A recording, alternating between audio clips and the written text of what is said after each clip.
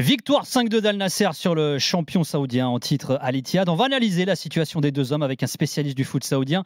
Arnaud, administrateur du compte X Al Nasser France, est avec nous. Salut Arnaud, merci d'être avec nous dans l'after Arnaud. Salut, bonsoir à tous. Voilà, Arnaud qui est franco-saoudien. Voilà. Franco-saoudien, c'est énorme ça. C'est quoi ton histoire? C'est ma mère qui est saoudienne, donc par sa nationalité, j'ai également de la nationalité moi-même. D'accord. Ton papa est français et ta maman est saoudienne. Mon père est français.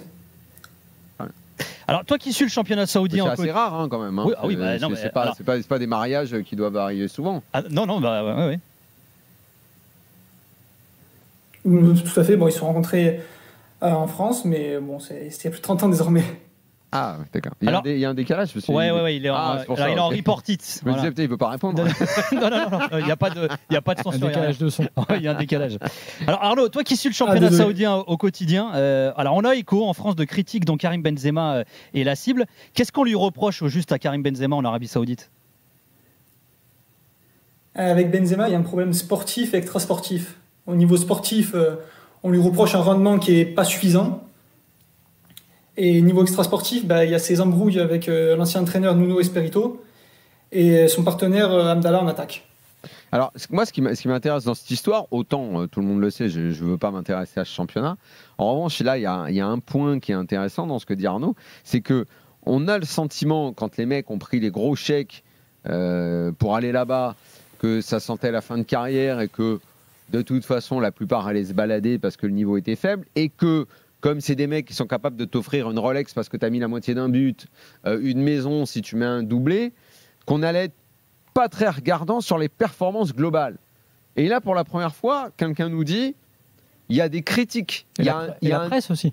Exactement. Il y a un œil critique sur les performances. Alors que nous, quand les mecs ont commencé à aller là-bas, on se dit c'est la tournée du patron, c'est les Harlem Globetrotters.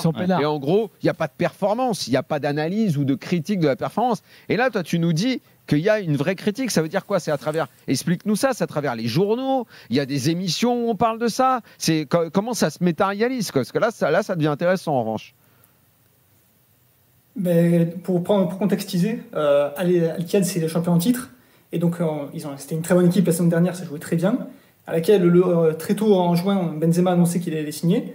Mais Nuno Espirito, il n'avait pas été consulté sur ce recrutement. Et déjà, la sauce entre les deux n'a pas prise. Et bon, ça a entraîné beaucoup de mauvaise communication. Et bon, au final, Nuno Espirito s'est fait renvoyer. Et donc, les supporters sont tous au courant de ça. Ça parle beaucoup. Et sur les réseaux sociaux, Benzema en prend beaucoup parce qu'on lui reproche la 6e place actuelle de Al Ittihad qui est vraiment indigne du club et indigne de l'effectif et de l'investissement mis sur le joueur. Il y a aussi un truc, je ne sais pas si tu seras d'accord avec ça, mais je pense que c'est assez intéressant sur la vision que et Cristiano et Benzema avaient en signant. Et ce qui revient un peu à ce que dit Daniel, c'est-à-dire que Benzema, si tu veux, il a fait sa carrière et il a considéré dans sa tête qu'elle était terminée. Il est parti dans l'état d'esprit. Il est parti dans l'état d'esprit que tu décris, à savoir. Bon, là-bas, je suis peinard, je suis bien payé, je vais faire comme d'hab, je suis un bon footballeur, et en plus, en faisant assez peu d'efforts, je pense que globalement, je vais être au-dessus. Cristiano, il s'est mis comme d'habitude en mode machine, en mode je lâche rien, je m'entraîne, j'y vais à fond, je vais péter les records. Dans le jardin avec son fils, il est taquin. Ouais, je pense qu'il tacle son fils s'il y a une occasion de but pour son fils. Ouais. Donc, c'est vrai que c'est ça le décalage. C'est-à-dire que comme tout le monde, Benzema doit être surpris de se faire critiquer, surpris de se faire sortir, surpris d'avoir ces messages sur les réseaux sociaux, non Arnaud? Oui, c'est le premier surpris, je pense. Il y en a beaucoup qui pensaient que le championnat n'était pas très relevé, même s'il, à vrai dire, il est très hétérogène, parce qu'il y a des équipes très faibles. Globalement, il y a sur 18 équipes, il y en a 10 qui sont très faibles, et il y a les 4 équipes principales financées par le PIF, le Fonds d'investissement public, qui sont très fortes, qui sont mis en avant. Mais Benzema ne performe pas du tout au niveau qui est attendu de lui. Et c'est vraiment problématique pour Al Ittihad. Et alors, qu'est-ce qui peut se passer? Parce qu'il prend un salaire qui est énormissime. Mais juste un truc quand même, parce que pour bien recontextualiser, c'est que quand tu regardes les stats bruts de Benzema à Al Ittihad, c'est pas catastrophique. C'est 15 buts, 4 passes D en 24 matchs, donc c'est pas non plus dramatique. Mais sauf que Amdallah a marqué un but de plus que lui. Et ce qui est fou, parce que là, je me retourne vers toi et je prolonge la question de Daniel Arnaud, c'est que c'est le fait que Al Ittihad, champion en titre, soit 6e, c'est le fait que ce soit lui la tête de gondole. Abdallah, c'est qui? Amdallah, l'international marocain. Même. qui est l'autre Il joue avec attaquant. lui. Il joue à Oui, deux. d'accord, ok. Pardon, Je connais pas tous les joueurs de ce championnat. il joue en sélection aussi du Maroc. Et Oui, en je savais gros, pas que tu parlais de lui. oui. Et c'est vrai que c'est ça finalement, c'est qu'on se rend compte que contrairement à l'idée qu'on pouvait avoir, comme disait Daniel tout à l'heure, Arnaud, il y a une vraie exigence sportive, une vraie volonté de résultat vis-à-vis de ces joueurs aujourd'hui aussi là-bas. Oui, une vraie volonté de résultat et surtout il y a une comparaison. Une comparaison avec Ronaldo qui porte véritablement son équipe qui a 19 buts en championnat. Benzema n'en est qu'à 9. C'est même pas la moitié. C'est vrai que ça devient intéressant. Et alors, aussi, qu'est-ce qui peut se passer? À vrai dire, comme ils ont renvoyé Nuno Espirito Santo, les dirigeants de Al-Ittihad, donc ça veut dire qu'ils soutiennent leur joueur Benzema.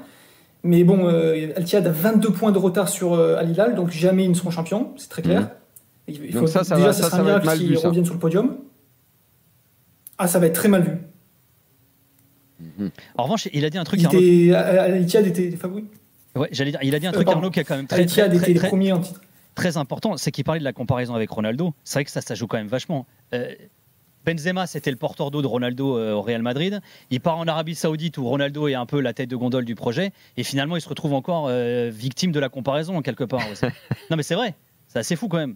Ouais. On en parle de ça d'ailleurs en Arabie Saoudite ou pas, Arnaud? Oui, la comparaison se fait quotidiennement. Parce que je rappelle, au moment où il signe Benzema, c'est lui le ballon d'or en titre. Donc on attendait de lui à Al-Ittihad qu'il porte son équipe comme Ronaldo porte Al-Nasser. Et on attendait de lui qu'il soit actuellement meilleur buteur ou meilleur passeur, mais au moins meilleur joueur. Et là, c'est un joueur avec des stats normales, correctes, mais pas excellentes. C'est l'histoire d'un malentendu. C'est-à-dire que je pense que ça, on en revient au début de la discussion, c'est que Benzema et Ronaldo n'y sont pas allés avec le même état d'esprit pour les mêmes raisons. C'est-à-dire que Benzema, là, même les stats que tu donnes, il se serait peut-être dit si on les lui avait donné en avance, c'est pas mal. Si déjà à 36 ans, je mets, combien t'as dit, 15 buts. Bon. Et si tu veux, la grosse différence, c'est que je pense que là, quand même, on pointe du doigt un truc sur le niveau du championnat. À partir du moment où, dans les recrutements qu'ils ont fait, ils n'ont pas ciblé alors que Benzema, Ronaldo, mais des joueurs plus jeunes et de qualité, y compris de première ligue, qui sont venus. À partir du moment où ce championnat, entre guillemets, est allé vers ça, y compris en termes de suiveurs, de presse et d'observation, on était sur autre chose que Benzema n'a pas mesuré, en fait. Justement, d'où la question, Arnaud. Les autres stars, là, tous ceux qui sont allés, ça se passe comment? Ils sont bons? Ils sont pas bons? Je sais pas, Sadio Mané, par exemple, il est bon. Sadio Mané est très bon. Il est très bon dans ce qu'il fait et il s'est bien acclimaté à l'équipe. Le problème d'Al Nasser, c'est principalement la défense. Laporte ne peut pas faire ça tout seul. Mais je pensais surtout à l'équipe d'Al Ahly qui a pris des profils plus jeunes, comme, pas extrêmement jeunes non plus, mais comme Mahrez, Firmino, Saint-Maximin, le prodige de Vigo, j'ai oublié son nom, et Edouard Mendy. Le gars qui devait venir au PSG. Gabriel, eux, par exemple, leur stratégie, elle est plus sur le long terme. Veiga, non? Ouais, Veiga, c'est ça. Oui, voilà. Gabi Veiga, ouais. Et les Saoudiens, là, qu'on connaît pas, qui sont des joueurs moyens, ils progressent au contact de ces mecs-là, ou comment c'est? Oui, mais le problème, c'est que tous les meilleurs Saoudiens sont à l'Al-Hilal. D'accord. Et les critiques et les commentaires, ça se fait où? C'est quoi le paysage? Il y a un paysage médiatique en Arabie Saoudite? Comment on échange? Il y a une presse, les journalistes qui parlent, tout ça? Il y a des journalistes et il y a des réseaux sociaux. Les réseaux sociaux sont en Arabie Saoudite et les réseaux sociaux sont très consultés en Arabie Saoudite également pour que les supporters se fassent leur avis. Il y a beaucoup de communication dessus. D'ailleurs, Benzema a désactivé son profil Instagram suite à des commentaires. Ah oui. Oui, aujourd'hui, oui. Son compte a disparu.